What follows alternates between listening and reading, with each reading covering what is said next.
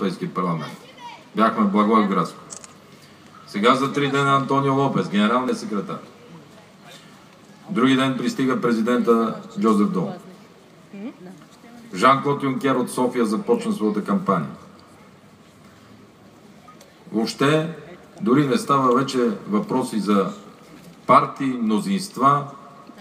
Става въпрос за стабилност, излизане от тежка криза или точната дума е спасение на държавата. И тук трябва да се положат усилия от всички политици. Разбирам ги, сега е лесно, обещават, лъжат, мажат. Затова от нас вие не сте чули едно обещание, освен само много работа и усилия. Ние имаме огромна подкрепа от Европа, защото 4 години те видяха какво можем. Най-тежката финансова и икономическа криза ние запазихме България стабилна. Дойде БСП, дойде ДПС и събориха банката. В най-тежкото финансово време за света от 1934 година ние 4 години запазихме банковата система стабилна. Дойде ли Гечев, 96-7 година падат банките. Върна се 2013-14, пак падат банки. Дойдат ли БСП, ДПС на власт, плюс Атака, с златното пръстче, спират еврофондовете. Идва ГЕРБ на власт, спускат всички еврофондове. Са в края на краищата, нещата са като бялото и черното. Имаш мандат на ГЕРБ, пуснати всички еврофондове. Идват БСП и ДПС, спират всички еврофондове. Дали заради батко и братко, дали заради еди кой си, това са фактите. Аз искам да ви обясня защо ни са нужни да имаме максимален брой депутати. Защото, първо, ако влязат много малки партии, това означава, че и големите ще бъдат пряко зависими от някоя малка. И това означава изключителна нестабилност в държавата. Трябва ни максимално голям резултат, за да можем да отидем и да предложим на другите партии да спасиме заедно България. Това не е коалиция, това не е разбирателство, това е просто в името на държавата. Казвам го най-отговорно, защото всички параметри на държавата са на червено. Сега говорят срещу актуализация на бюджета, но аз им пожелавам на БСП и ДПС да управляват пак и още на 10 октомври ще почнат да говорят да актуализират бюджета, така както говореха август месец, така както говореха последните си дни, защото знаят, че пари няма. Само с закона на МВР, който приеха, популистски закон, трябва 150-60 милиона допълнително. За здравната каса още 450 на година. А в същото време икономиката не работи. Откъде ще дойдат тези пари? Децата и пенсионерите са близо 4 милиона. Работят 1 300 000. Как ще дръпне държавата? Откъде само те обещания за пенсии, заплати и мед и масло? Откъде ще дойдат? Работещите са толкова. Енергетиката я задължиха с 4 милиарда. 20 години лъжеха за Белене, че ще правят. Що не я построиха Белене? Ама 2 милиарда и кусор са разходени. 1 милиард за Цанков камък. Само за 80 мегавата. 1 милиард.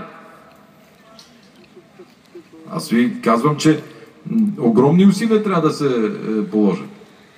И това ми е първата кампания, в която изобщо не агитирам да се гласува за нас. Гласувайте по съвест. Но знаете какво правихме 4 години? Магистрали, зали, ЖП линии, мостове. Вижда се. От метрото на София до Меден рудник в Бургас. В ГЕРБ можем да си покажем всичко, което сме направили. Покажете ми на Орешарски за година и 2 месеца, на Станишев, на Доган, на Местан, какво са направили те. Кажете, това там те го направиха, това е там те. Аз мога да си изброя всичко, което ГЕРБ сме правили. Само за година и половина. Млада партия. Тези градове, които имаха втори мандат на ГЕРБ, София, Пловдив, Стара Загора, Бургас, в момента са най-добрите градове за живеене. Търново върви по този път. 250, близо 200 милиона са тук.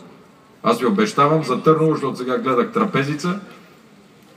Това ще стане същата атракция, каквато е. Обещавам ви го това, защото това ще носи пари. 800 000 нощувки има във Велико Търново. Най-посещавания обект е Царевец. А до него стои трапезица неразработена. Това трябва да бъде кът, да свети, така както едното, да и от другата страна. Но, това и да не ви го обещавам, знам, че ще го направим. На 9-ти максимално голям резултат, за да може, като ме пратите на преговори, да имаме добра стартова позиция. В противен случай ще ни извият ръцете. Аз не съм човек, който ще подаде на такива като Радан, Костов и компания и ще им върна мандата. Нямаме ли над 105-10 депутата, няма какво да участвам в преговори. Така че от нас и зависи. Защото ние или ще управляваме стабилно, ще правим реформи, ще строиме, или не ни трябва да управляваме. Имаме всичките приятели в Брюксел, от председателя на Европейската комисия до нашите приятели в най-говорената партия, Европейската народна партия. Ще ни помогнат, но както е казал Попа, да си помогнем сами, тогава и Господ ще ни помага. Желая ви да сте живи и здрави, на вас успех и още веднъж да благодаря на Тоно, който, за да още веднъж да видите колко двуличен човек е Костов и оглавявания вече от него, защото на практика Костов оглави реформаторския блок и аз нямам никакви илюзии, че те вече работят да няма дясноцентристка коалиция, това го виждат и нашите приятели в НП, и да дадат пак мандата на БСП. Аз съм убеден вече в това. В Мадрид на конгрес, когато отидох, защото ГЕРБ, за разлика от другите партии, първо печелеше изборите, а дори не бяхме членове на Европейска народна партия. И имахме 5 депутата, европейски депутати, а нямаме къде ги заведеме.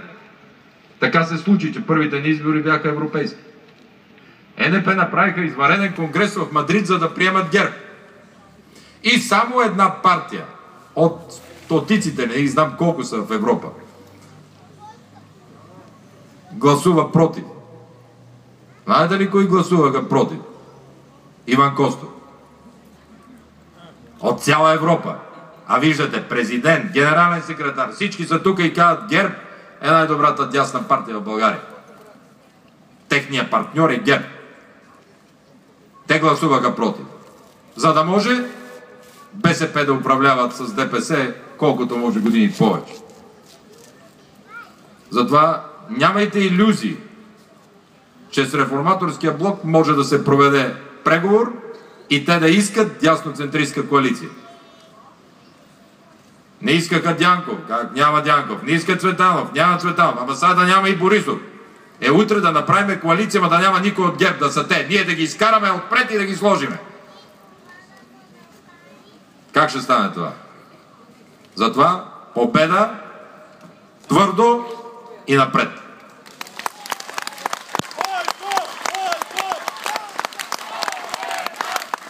Положението е тежко, но ние и 2009 заварихме държавата в такава криза.